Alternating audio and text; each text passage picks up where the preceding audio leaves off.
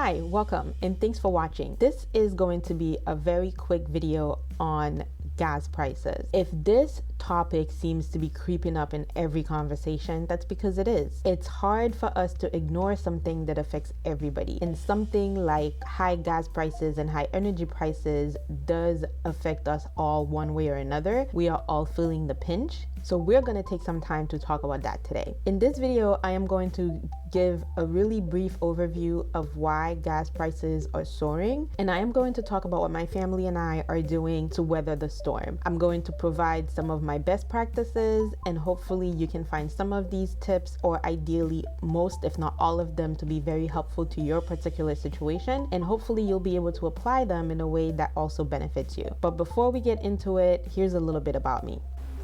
Hi, welcome to my channel. Thank you for watching. Here's a little bit about me.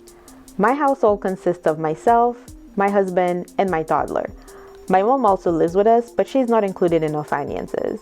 We live in a high cost of living city in the Northeast. My husband and I both went to graduate school, but fortunately, we no longer have student loan debt. I work in banking and he works in aviation. I take care of the family's finances, and I love my role as the self-appointed CFO.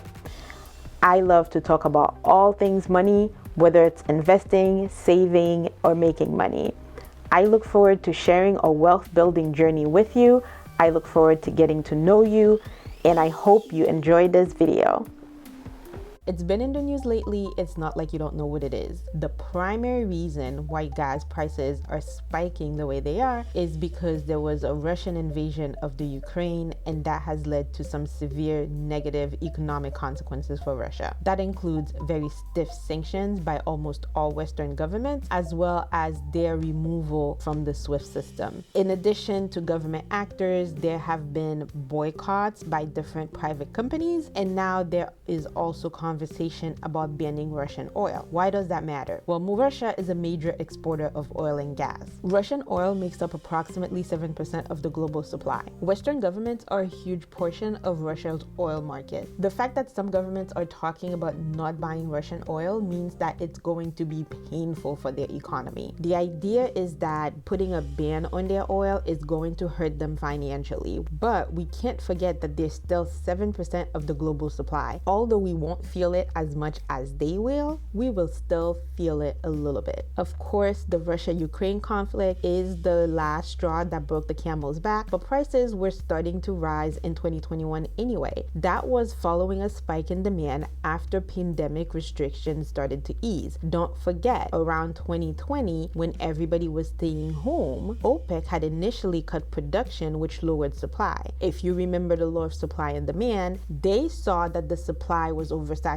the market and everybody was staying home. They decided to cut it. But what OPEC didn't do was increase that supply in time for demand to spike after those pandemic restrictions eased and people started going back to work and people started traveling and seeing each other in person. While Russia is the incident that pushed us over the edge, there were some slow indicators that demonstrated that prices were rising even throughout 2021. The reason why this matters so much is because energy costs do affect every aspect of our life. Our economy is very closely tied to the consumption of fossil fuel energy. It really does impact our everyday life because it raises the cost of travel and shipping. So that means the cost of moving people and products by air, by sea, or by land. All in all, it leads to the increase in the cost of goods. And of course, companies are more than happy to pass that on to us. That means higher prices for customers, whether it is on food from other states or electronics or cars from other countries. And we can't forget that almost half of the United States is in a cold weather climate, which means that heating is more expensive. So what are we doing to deal with the high cost of oil and gas? Here's how we are coping, and hopefully you can apply some of these tips to your own situation. If you are enjoying this video so far, don't forget to hit the like button so the algorithm knows that it's good,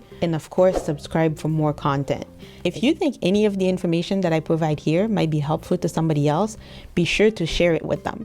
The first one is working from home. This one is pretty obvious and self-explanatory. Working from home means that we are seriously cutting back on our commute and we do not have to fill up our tanks regularly. Of course, there are some costs associated with that, but in a particular situation, these increases are marginal. We're talking about electricity and heating, but the reality is that we are a multi-generational family of 4. Somebody is always home anyway. There was never really a time where we left the house, turned off the heat and turned off all the lights, and we were spending zero throughout the day. Someone was home, that means the house had to stay heated. Our working from home does increase that a little bit more, but it is certainly not in a situation where we are doubling or even going up 50% on our costs. All of our increases are relatively marginal. Also, because we are cutting our commuting time, it means that we have more time throughout the day to do other things that will save us money. For example,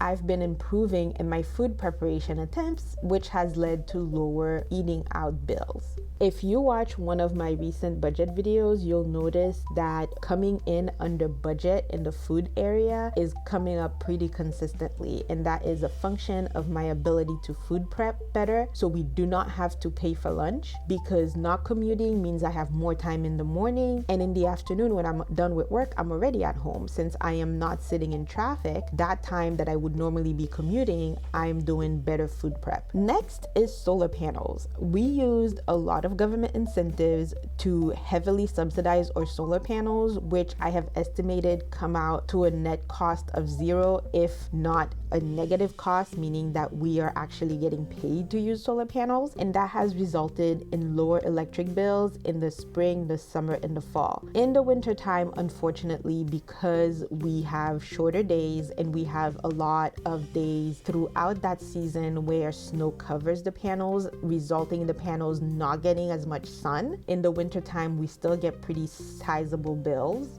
but the other 3 seasons out of the year, we either pay no bills at all or we pay a very low bill that is under $10. I made a video that details our experience with using solar panels as well as making good on the government incentives. So if you're curious about that and you want to watch it, I will evidently link it below. The next thing that we are using to cope is our plug-in hybrid electric vehicle. We do have 2 cars and only one of them is a plug-in. The other one is a traditional internal combustion engine, but for the one that is the plug-in hybrid, we last filled it up on December 30th, and as I am recording this video in the first week of March of 2022, we are currently at a 60% level for the fuel tank. When we go somewhere and there are free parking spots for plug-in vehicles to park and charge, we take advantage of that. Our local grocery store allows us to charge for free with a maximum of 2 hours, and we charge for a very low cost at home because of the solar panels. Not putting gas in a car for almost 3 months is fantastic. For comparison, the other car that we have that is a traditional internal combustion engine, we put gas in that one about once every 2 to 3 weeks. And the next item on the list is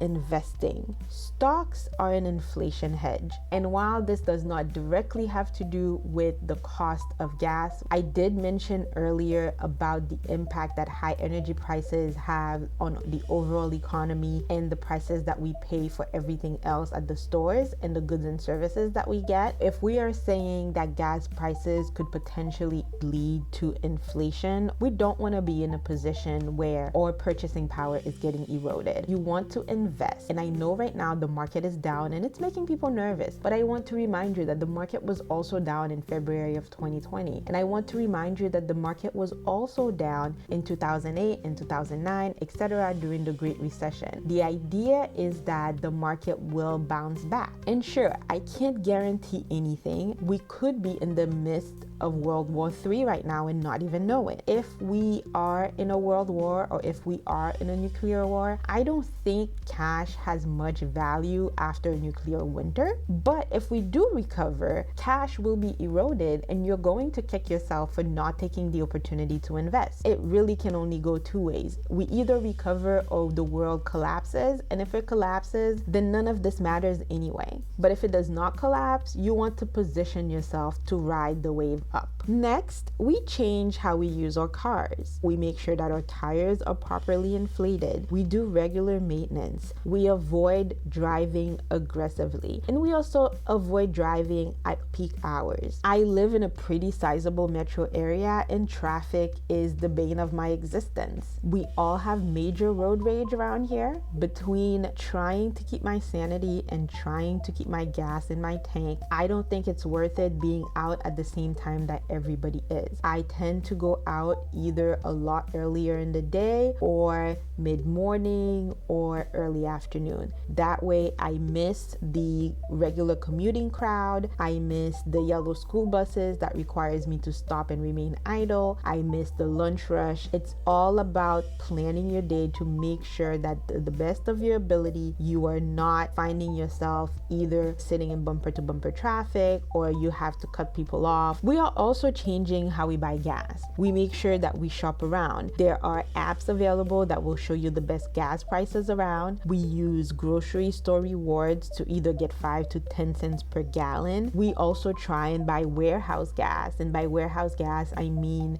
gas stations that are affiliated or that are owned by Costco and BJ's. They tend to have lower prices in general or even better prices for people who are members. One of my favorite things to do in how we buy gas is to make sure that I'm paying for the gas with a cashback credit card. If I have to pay for it anyway and I don't have a choice, the least that I can do is make sure that I am either lowering my costs or I'm getting some money back either through discounts, rewards programs, or cashback from the credit card company. We are also buying in bulk, whether it is non-perishables or items that have a longer shelf life like paper goods, grains, or cereal like oatmeal, rice, beans, pasta, to minimize trips and to lock in today's price. Yes, something might look expensive today, but you don't know what it's going to cost next week or you don't know what it's going to cost tomorrow. The only thing you can be guaranteed is the price that they are showing you today. And I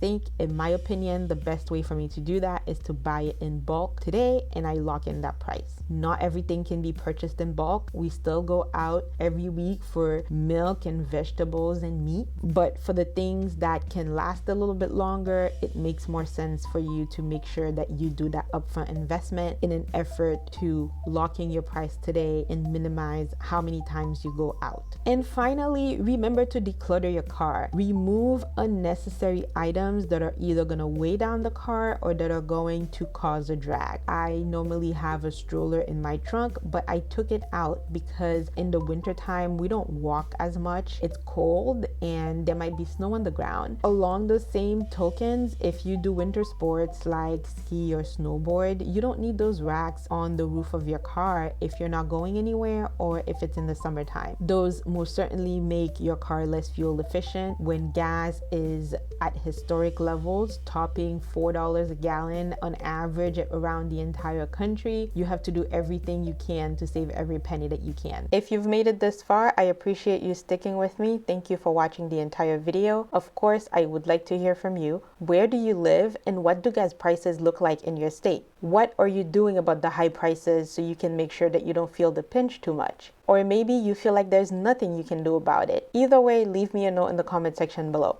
I would like to continue sharing my thoughts on all things money with you. So I would appreciate it if you could help out the channel by liking this video and sharing it with anyone you think might benefit from it. If you want to see more content, be sure to subscribe and hit that notification bell so you can know when new videos come out. I'll see you in the next one.